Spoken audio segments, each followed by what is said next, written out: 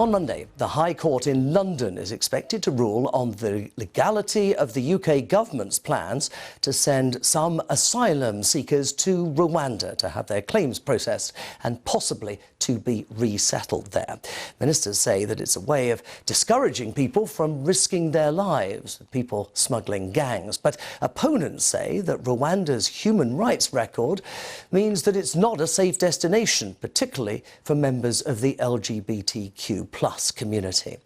Well, our correspondent Lebo Diseko has been to the capital, Kigali, and she sent us this report. A familiar Sunday scene in a church that is unique in Rwanda, welcoming worshippers from the LGBT community. Unlike in neighbouring countries, homosexuality is not illegal here, yet many people still face challenges. If you hide your identity, they can give you a job. But if they know your identity after, they say, go, we can't work with you, this is not good. I think they don't know many things about us in this country. Charities argue asylum seekers could be targeted because of their sexuality. The UN says the system for assessing refugees here in Rwanda isn't fair or efficient. It told the High Court that people could be sent back to countries where they face torture.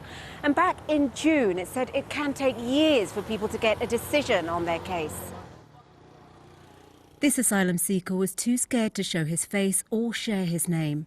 A year after arriving from Ethiopia, he says he still can't work legally because his claim has not been processed. They say we are poor and that Rwanda can't keep poor people. I'm fighting to survive. I try to work. I don't want to stay in Rwanda. I want to go to Canada or Australia. In a statement, Rwanda's government said that discrimination in all its forms is outlawed by our constitution and Rwanda is welcoming to everyone. It questioned why the UN still sends asylum seekers to Rwanda, adding that its criticism seems inconsistent and many of their allegations are simply untrue.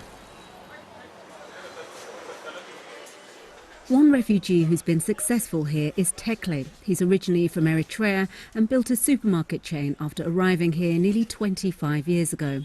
Unlike many refugees, he had the money to start up his business. Still, he says, Rwanda offers opportunities as long as you play by the rules.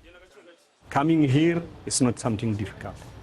Coming here is a blessing to me, honestly speaking. It's a free, you can do whatever you want, there is no restriction. There is no barrier. You can do whatever you want here. And to those people that might be a little bit afraid, what would you say? I don't know why they are afraid of what, but I don't see any threat, any afraid of here. This is a country that runs with enviable efficiency, but many say that just beneath the surface is a quiet sense of fear. The question for British judges is whether that fear is warranted. Lebo Diseko, BBC News, Kigali.